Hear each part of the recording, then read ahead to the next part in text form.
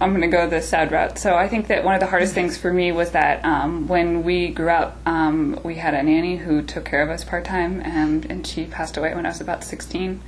And that was really hard because she was sort of another parent figure, and it was really hard navigating that, like losing a member of our family, immediate family.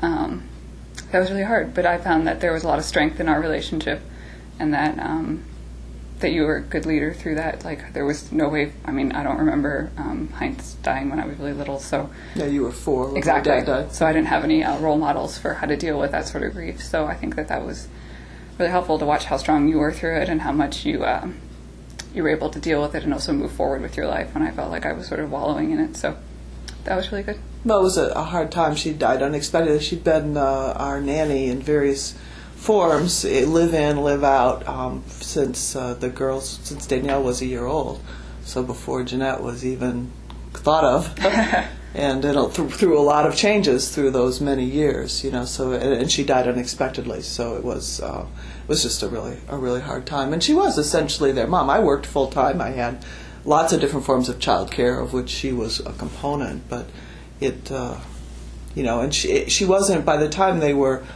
You were a junior in high school, but Jeanette had just started high school and had changed schools. So in some ways, I think it was probably more traumatic even for her. But so it was a difficult time, and it wasn't so much that I needed childcare at that point. It's just she became a member of the family. So it's still sad 10 years later. It is. But. We worked through it. We did. I was picking my example was somewhat less traumatic. Sorry. That's all right. That's a good example. But Sydney's a part of our life. There's a picture of her right there when they're small. Yeah, in Hawaii. She's with us. The Japanese American woman. I think they used to look at us funny in the grocery store. Yeah, that's right. People used to. I remember one time she told me that in the grocery store she had you two, and they were really blonde when they were small. Because they were out in the sun all the time. They were tan and blonde, and one person, I think a woman, said to her, looked at you guys, and said, your husband must be really blonde.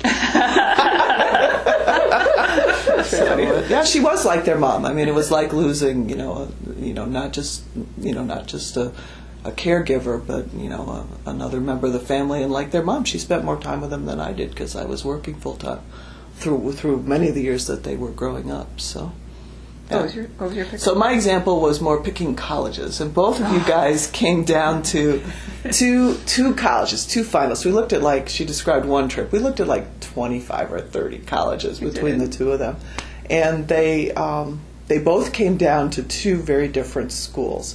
And I really feel like I nudged both of you towards where you went, and I'm happy with the way it turned out in both cases. But I think that was hard because they were so different. And some parents say, it's their choice, they should go where they want. But I did actually feel more of a need to direct that. Well, now I'm grateful because that's how I met Eric. I know. See? So it's okay. See? So wasn't I smart? So you were right, Mom. You were right, Mom. Yeah, thank you. So yeah, that was a tough decision. It was. It would have been a really different life if I hadn't gotten to Scripps. So I'm grateful that it turned out that way.